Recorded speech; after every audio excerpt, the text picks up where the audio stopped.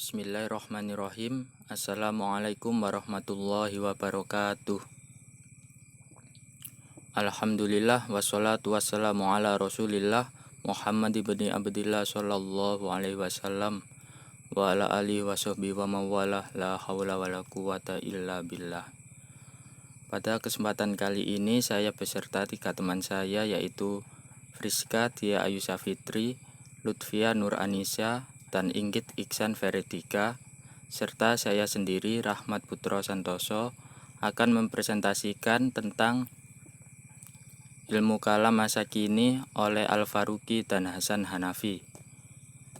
Tak lupa saya mengucapkan terima kasih kepada dosen pembimbing Ibu Yayu yang telah membimbing kami semua pada matkul ilmu kalam. Pemikiran kalam Ismail Al-Faruqi. Pemikiran kalam Al-Faruqi dapat ditelusuri melalui karyanya yang berjudul Its Implication for Thought and Life. Sesuai dengan judul tersebut mengupas tentang hakikat tauhid. Al-Faruqi menjelaskan hakikat tauhid sebagai berikut. Yang pertama, tauhid sebagai inti pengalaman agama. Inti pengalaman pertama bagi Al-Faruqi yaitu Tuhan.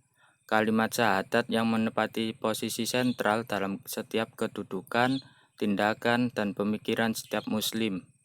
Dan kehadiran Tuhan mengisi kesadaran muslim dalam waktu kapanpun. Bagi kaum muslimin, Tuhan benar-benar merupakan obsesi yang agung. Kemudian yang kedua, tauhid sebagai pandangan dunia. Tauhid merupakan pandangan umum tentang realitas, kebenaran, dunia, ruang dan waktu, sejarah, manusia, dan takdir. Kemudian yang ketiga, tauhid sebagai intisari Islam. Esensi peradaban Islam adalah Islam, dan esensi Islam adalah tauhid atau pengesaan Tuhan. Tidak satu perintah pun dalam Islam yang dapat terlepaskan dari tauhid. Tanpa tauhid, Islam tidak akan ada, karena inti dari agama adalah Tuhan, yaitu fokus yang kita tuju selama di dunia ini. Yang keempat, tauhid sebagai prinsip sejarah.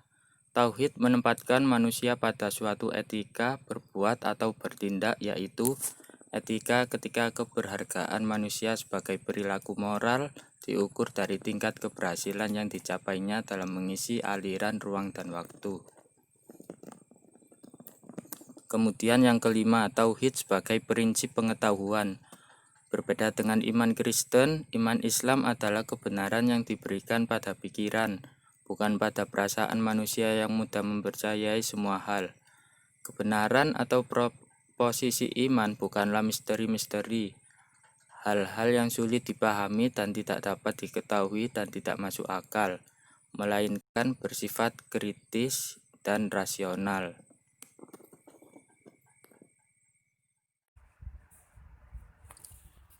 Yang keenam, tauhid sebagai prinsip metafisika.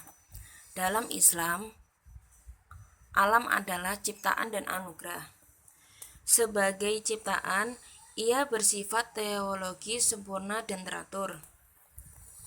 Tujuannya untuk memungkinkan manusia melakukan kebaikan dan meraih kebahagiaan. Yang ketujuh, tauhid sebagai prinsip etika. Tauhid menegaskan bahwa Tuhan telah memberikan amanatnya kepada manusia. Suatu amanat yang tidak mampu dipikul oleh langit dan bumi. Amanat yang mereka hindari dengan penuh ketakutan. Amanat atau kepercayaan ilahi tersebut merupakan pemenuhan unsur etika dari kehendak ilahi yang bersifat mensyaratkan bahwa ia harus direalisasikan dengan kemerdekaan. Dan manusia adalah salah satu makhluk yang mampu melaksanakannya. Yang kedelapan, tauhid sebagai prinsip tata sosial. Dalam Islam tidak ada perbedaan antara manusia satu dengan yang lainnya. Masyarakat Islam adalah masyarakat terbuka dan setiap manusia boleh bergabung dengannya, baik sebagai anggota tetap maupun sebagai yang dilindungi.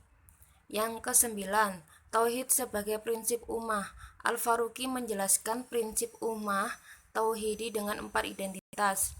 Pertama, menentang etnosentrisme, maksudnya tata sosial Islam adalah universal, mencakup seluruh umat manusia tanpa kecuali.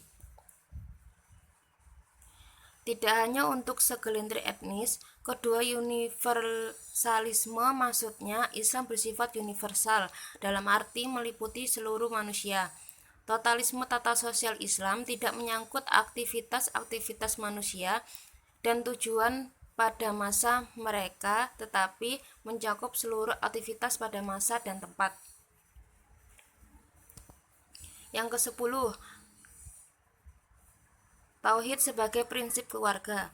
Al-Faruqi memandang bahwa selama tetap melestarikan identitas mereka dari komunisme dan ideologi Barat, umat Islam menjadi masyarakat yang selamat dan menepati kedudukannya yang terhormat. Yang ke-11, Tauhid sebagai tata politik. Al-Faruqi mengkaitkan tata politik tauhidi dengan kekhalifahan. Kekhalifahan didefinisikannya sebagai kesepakatan 3 dimensi, yaitu kesepakatan wawasan, kehendak, dan tindakan. Wawasan yang dimaksud di sini itu seperti pengetahuan nilai-nilai yang membentuk kehendak ilahi, dan kehendak yang dimaksud itu yaitu kepedulian kaum muslimin menanggapi peristiwa-peristiwa dan situasi dengan satu cara yang sama. Yang ke-12, Tauhid sebagai prinsip tata ekonomi. Al-Faruqi melihat persis mayor implikasi Islam untuk tata ekonomi melahirkan 2 prinsip utama, yaitu yang pertama, tidak ada seorang atau kelompok pun yang boleh memeras yang lain. Yang kedua, tidak satu kelompok pun yang boleh mengasingkan atau memisahkan diri dari umat lainnya. Yang ke-13, Tauhid sebagai prinsip estetika. Tauhid tidak menentang kreativitas seni, juga tidak menentang kenikmatan keindahan. Sebaliknya, Islam memberkati keindahan. Islam menganggap bahwa keindahan mutlak hanya ada dalam diri Tuhan dan dalam kehendaknya yang diwahyukannya dalam firman-Nya. Selanjutnya, pemikiran Hasan Hanafi. Yang pertama, kritik terhadap teologi tradisional. Menurut Hasan Hanafi, teologi tradisional dalam konteks sejarah adalah inti keislaman, sistem kepercayaan yakni trasendi Tuhan diserang oleh wakil-wakil dari sekte-sekte dan budaya lama. Teologi itu dimaksud untuk mempertahankan doktrin utama dan untuk memelihara kemurniannya, dan konteks sosial politik sekarang sudah berubah. Hanafi memandang bahwa teologi bukanlah pemikiran murni yang hadir dalam kehampaan sejarah, melainkan merefleksikan konflik-konflik sosial politik. Oleh sebab itu, kritik teologi merupakan tindakan yang sah dan dibenarkan sebagai produk pemikiran manusia, dan menurut Hasan Hanafi, teologi itu sesungguhnya bukan ilmu tentang Tuhan, karena Tuhan tidak tunduk dengan ilmu. Secara praktis, menurut Hasan Hanafi, bahwa teologi tradisional tidak dapat menjadi sebuah pandangan yang benar-benar hidup dan memberi motivasi tindakan dalam kehidupan konkret umat manusia. Yang B. Rekonstruksi teologi. Hasan Hanafi mengajukan saran rekonstruksi teologi yang menurutnya memfungsikan teologi menjadi ilmu-ilmu yang bermanfaat bagi masa kini. Tujuan rekonstruksi teologi menurut Hasan Hanafi adalah menjadikan teologi tidak sekedar dogma-dogma keagamaan yang kosong, tetapi menjelma sebagai ilmu tentang perjuangan sosial yang menjadikan keimanan-keimanan tradisional berfungsi secara aktual sebagai landasan etik dan motivasi manusia. Sekian dari kelompok kami, kurang lebihnya mohon maaf. Wassalamualaikum warahmatullahi wabarakatuh.